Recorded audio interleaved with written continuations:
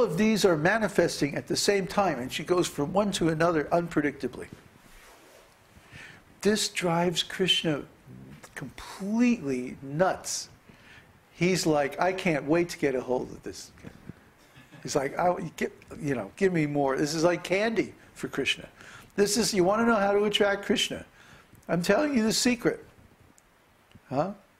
You have to attain this state of bhava where there are like multiple ecstatic moods happening simultaneously. Confirmed? And the different ecstatic manifestations of Radharani were mirrored in the personality of Chaitanya Mahaprabhu. And within the space of a few minutes or even moments, he would go from being ecstatically excited and happy to being completely dejected and devastated. And he would manifest physical symptoms like rolling on the ground, and all of his limbs would become dislocated. And he would be like, like that. And then his legs and arms would stretch out very long, like they were almost, all the bones were like dissociated. And then all of a sudden he would pull them back together and jump up in the air, and then twirl around and land, and then run here and there laughing like a madman. You just never knew what he was going to do next. He was completely unpredictable, just like Radha. He was in the same mood as Radha. And one minute he was like, I am the Lord!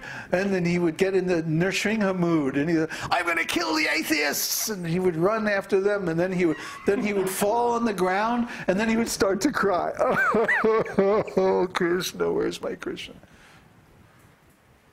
It's like, yeah. It's just one thing after another like this, for hours at a stretch. And and all the devotees would just be like, they want to help, but they're like bewildered, because it's like they just get into, they just catch up with where he's at, and then he's somewhere else, and then just read Caitanya-caritāmṛta, huh? It seems like I'm joking, or exaggerating, but I'm not, huh? If you were to read these things, if we were to act out these things as plays, you would see, well, these guys are really, they must be smoking something good, but that Chilean, huh?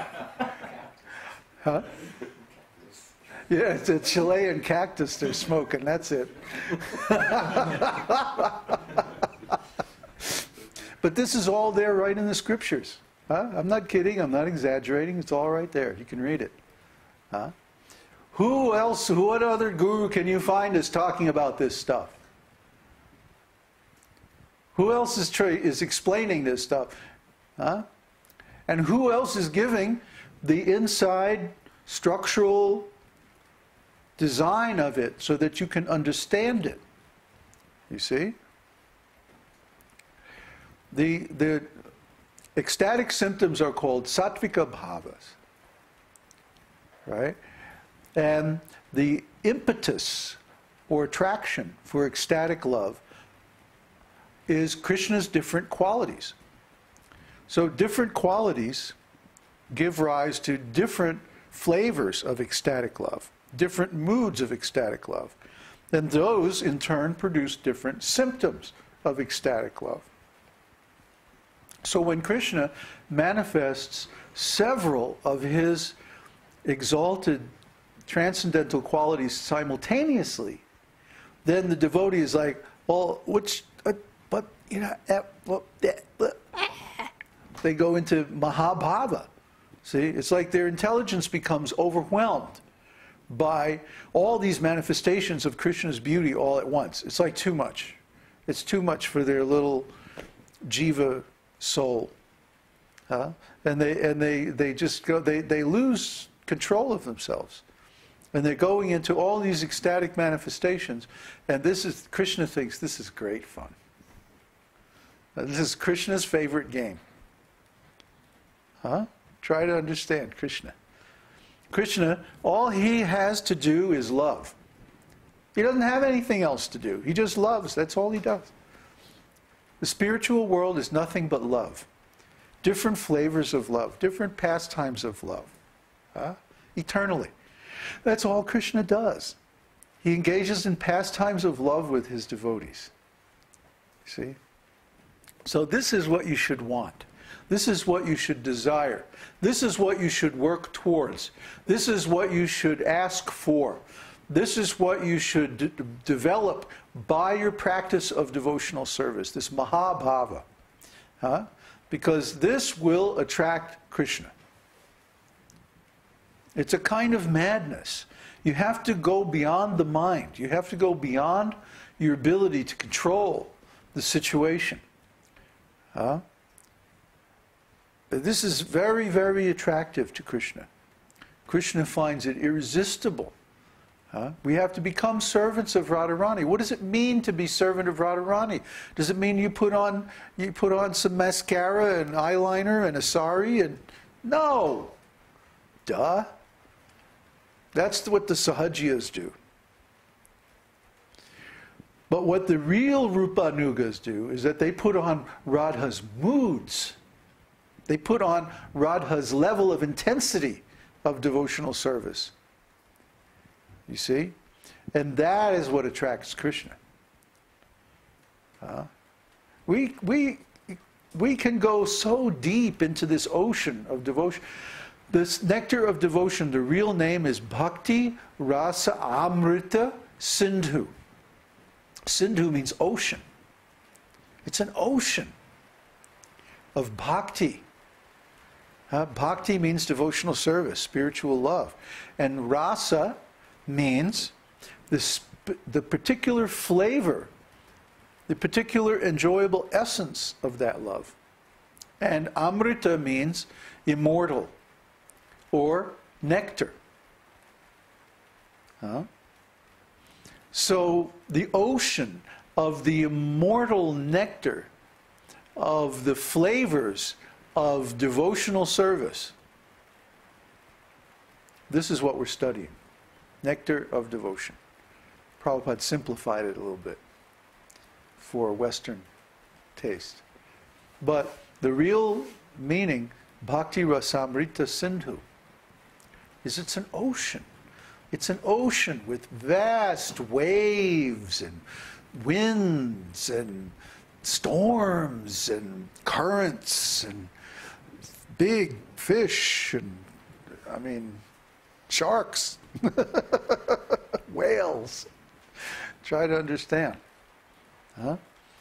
So the whales in the ocean of devotion are the great souls who can navigate this wonderful, unlimited ocean of ecstatic waves, waves upon waves of ecstasy. Sometimes multiple waves coming at once, and all unpredictable and like totally mad. Try to understand. This is not ordinary knowledge. This is not ordinary spiritual teaching. It's not even ordinary Krishna consciousness teaching. This is like way beyond any of that stuff. That's why we consider it so attractive. We consider this like the pinnacle, the ultimate, the highest. You can't find any science that's greater than this. You can't find any knowledge that's better than this. And if you want something less from devotional service, well, you can get that. That's all right. Take it and go. Leave us alone. We're just madmen sitting out here in the mountains with the fire blazing and the computers whirring away and talking to all these people over the internet. What a thing. How could this exist if it wasn't for Krishna's potency? How could this even exist? Who would bother to even look at this show or tune in or find it or anything? If it wasn't for Krishna, if Krishna didn't think that this was a good idea, would anybody be watching? Would anybody pay any attention to this? Come on, this is completely nuts.